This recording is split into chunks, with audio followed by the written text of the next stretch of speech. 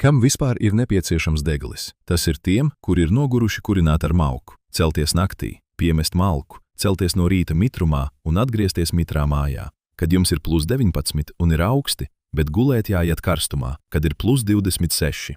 Atgādināšu, ka granulu patēriņš mums būs apmēram 400 kg mēnesī, reizinām ar 7 mēnešiem. Tas ir apmēram 2,5 līdz 3 paletes vienā apkuras sezonā, jeb aptuveni 1000 eiro sezonā.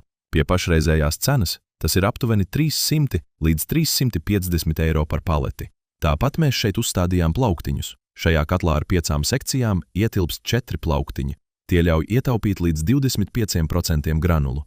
Tāpat mēs atsevišķi pieslēdzām šo NTC vadiņu, lai vasarā deglis zinātu, ka ir pazeminājusies temperatūra boilerī.